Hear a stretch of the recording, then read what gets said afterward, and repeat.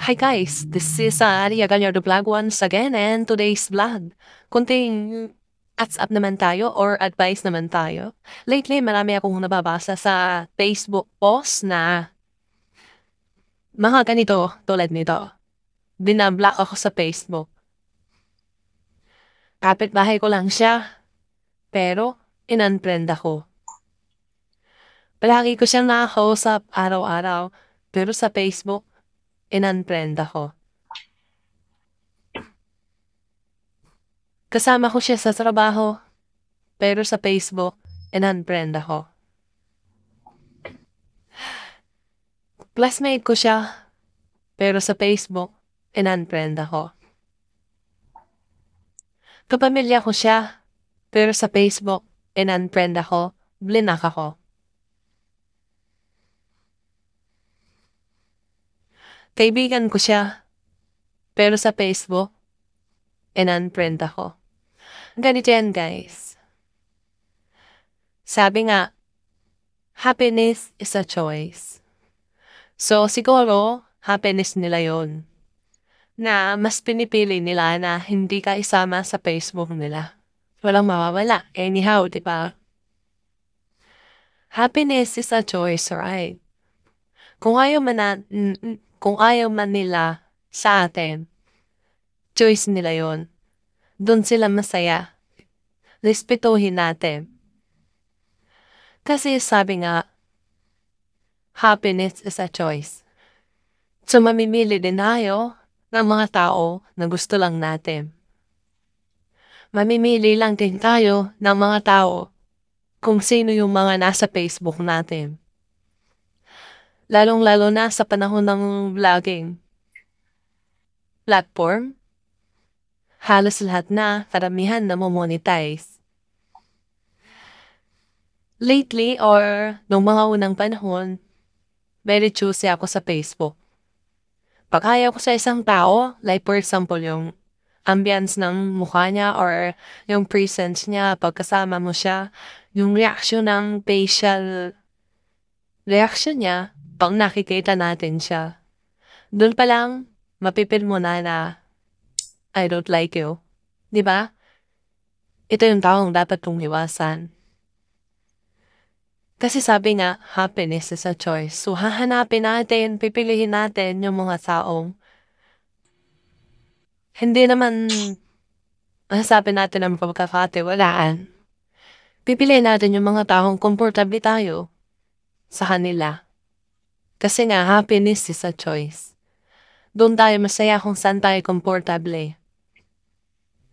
Pero ngayon, dahil karamihan nga monetize na, ang pagkakaiba lang noon at ngayon, as a vlogger tulad ko rin, ang advice kong ito ay based on my experience na rin sa mundo ng, especially sa Facebook controversy.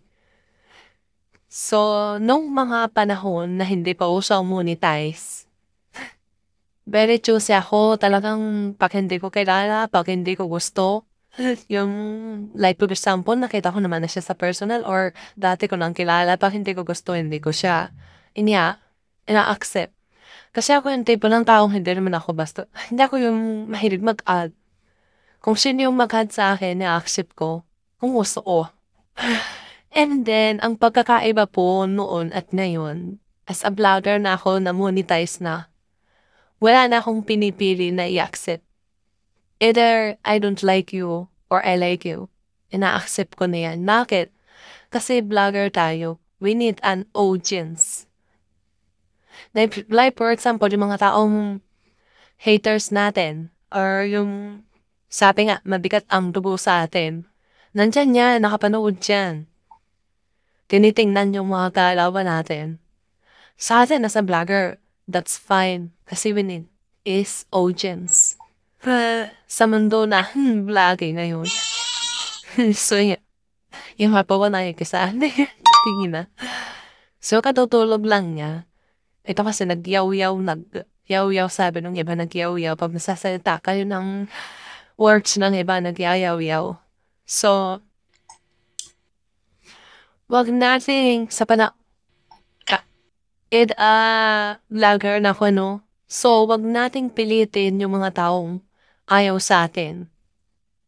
Kasi may karapatan din naman tayong, like for example, maaaring tahimik lang tayo. Hindi tayo nun, yung katulad ng iba na madada, ika nga, yung mabunganga, yung kung lahat ng makita sa'yo, parang lagi siyang may negative. Yung tipo ng tao na laging sa tuwing makita ka negative, wala siya ibang masasabing positive tungkol sa'yo. Mostly negative. Kasi nga, mainit yung dugo niya sa'yo. Sa hindi mo alam na dahilan. Wala ka namang ginagawa sa kanya masama. Pero sa tuwing makita ka, hindi siya mawawala ng mga bagay na pariringgan ka, pasaringan ka. Siyempre, hindi naman ikaw yung tipo ng taong basta-basta ka na lang magre-react na hindi naman patungkol sa'yo. Kasi ikaw tao ka, alam mo kung patungkol sa'yo or hindi yung sinasabi niya. So, tulad ko, marami na akong na-experience na dito sa Pilipinas kasi sa ibang bansa hindi uso yung ganyan. Ano kung bilyonaryang kasalamuha mo or kasama mo sa trabaho or kasama mo sa tinitirhan mong bahay, kung bilyonaryo yan, hindi uso sa kanila yung ganong ugali. So, based on my experience dito sa Pilipinas, dito ko na-experience yung palagi na lang may mga negative na masasabi sa'yo. Like for example, naimbitahan mo siya sa bahay mo. And then, may nasasabi siyang blah blah blah blah. Palagi siyang may negatibong nasasabi. Yung kumbaga kulang na lang nasabihin mong hindi kita inimbita sa bahay ko para sirahan mo ako. O para gawan mo ng kwento. Parang ganun, kung may mindset, ika nga yung mindset na matatalinong tao. Alam na yun, di ba?